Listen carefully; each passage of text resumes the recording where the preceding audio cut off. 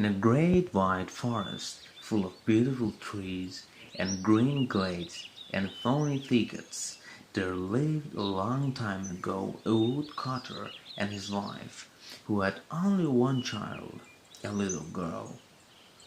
She was so pretty and so good that the sun seemed to shine more brightly when its light fell upon her rosy little face, and the birds would seem to sing more sweetly when she was passing by.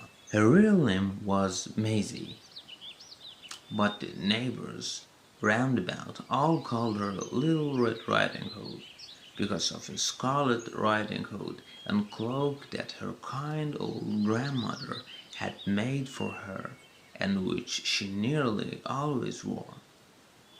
She was a happy, merry little child, with a smile and a gentle word for everybody, and so you may easily believe that everybody loved her and was glad to catch a glimpse of her golden curls and her scarlet cloak as she tripped along singing under the green boughs. Well, as I was saying, Little Red Riding Hood lived with her parents in a little white cottage with a green door and a thatched roof, and red and white roses climbing all over the walls, and even putting their pretty heads in at the lattice windows to peep at the child who was so like them. It was on a bright spring morning early in May, when Little Red Riding Hood had just finished putting away the breakfast cups, that her mother came bustling in from the dairy. Here is a to-do list. Farmer Hodge has this very minute told me that he hears your granny isn't quite well, and I can't leave the cheese making this morning for love or money. Do you go, my dear, and find out how she is, and stay.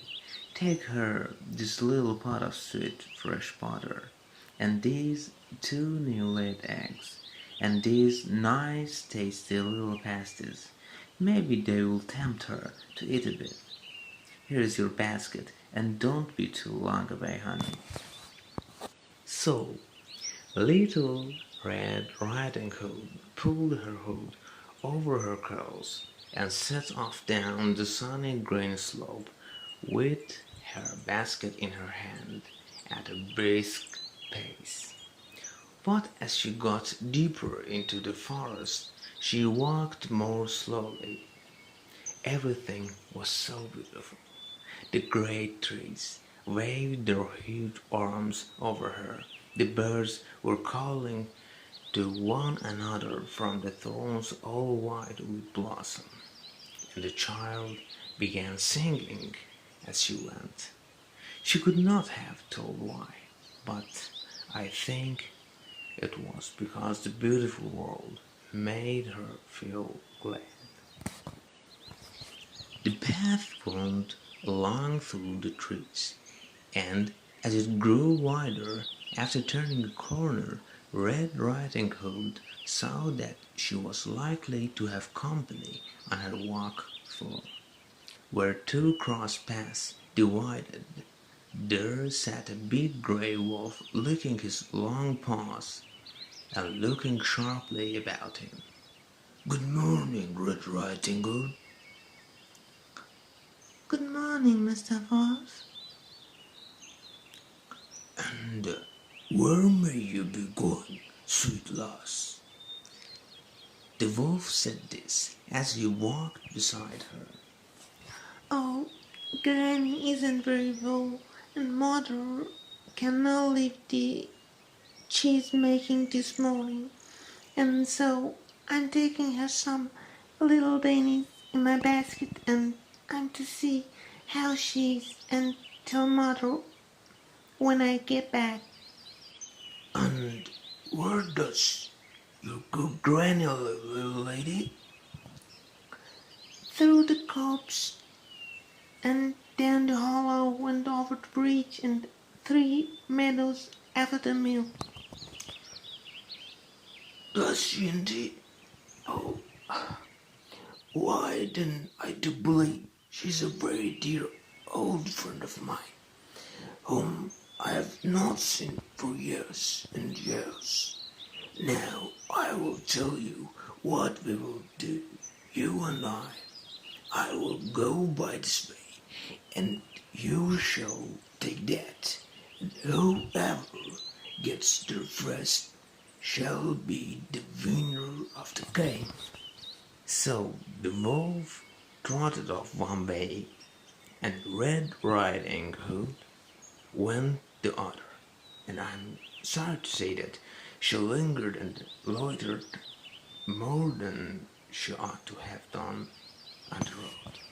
The girl was thinking to herself, how I must have lingered, when she saw how high the sun had climbed since she set out on her journey, and pattering up the garden path, she tapped at the cottage door.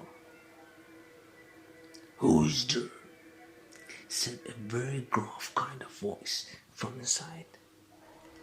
It's only I, Granny dear, your little Red Riding Hood, with some goodies for you in my basket. Then pull the bobbin, and the latch will go up. The girl was thinking, what a dreadful cold poor Granny must have, to be sure, to make her so hoarse.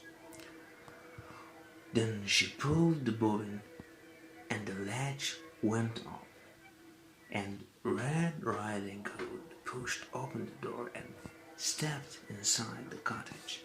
It seemed very dark in there after the bright sunlight outside, and all Red Riding Hood could see was that the window curtains and the bed curtains were still drawn, and her grandmother seemed to be lying in bed with the bedclothes pulled almost over her head, and her great white frilled nightcap nearly hiding her face. And where was Granny all this time? Well, we shall see presently. Come and sit down beside my bed, dearie, and let us have a little chat.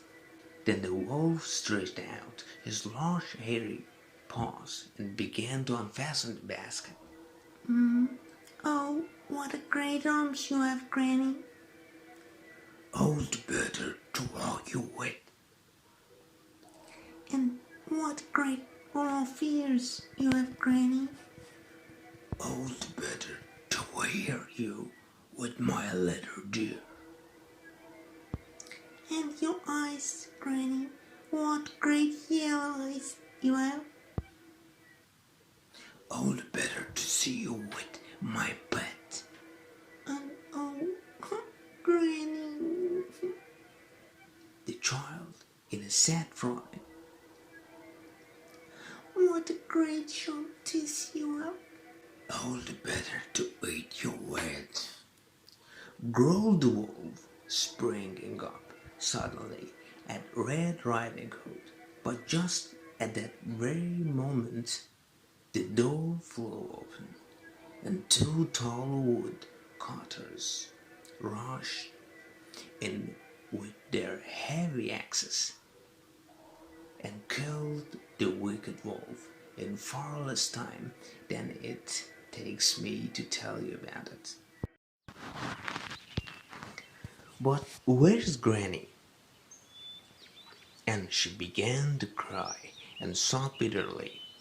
When who should walk in but Granny herself, as large as life and as hearty as ever, with her marketing basket on her arm. For it was another old dame in the village who was not very well, and Granny had been down to visit her and give her some of her own famous herb tea.